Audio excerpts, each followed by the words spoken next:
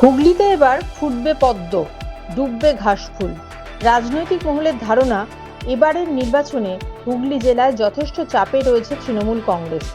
2021-এর বিধানসভা নির্বাচনে জেলার 18টা বিধানসভা আসনের মধ্যে 14টিতে জয়ী হয়েছিল তৃণমূল কংগ্রেস, 4টিতে বিজেপি। কলকাতা ও তার আশপাশের জেলায় যখন তৃণমূলের একাধিপত্য ছিল, তখন হুগলিতে 25% সিটে জয়ী হয়েছিল বিজেপি। এবার এক লাফে দ্বিগুণ বেড়ে জেলার 50% আসনে জয়ী হতে চলেছে বিজেপি।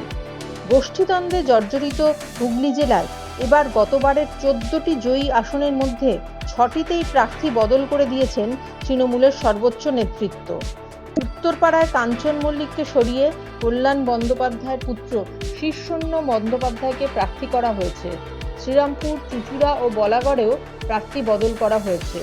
পান্ডুয়া ও সপ্তগ্রাম কেন্দ্রে বর্ষিয়ান রত্না দে নাগ ও তপন দাশগুপ্তকে সরানো হয়েছে।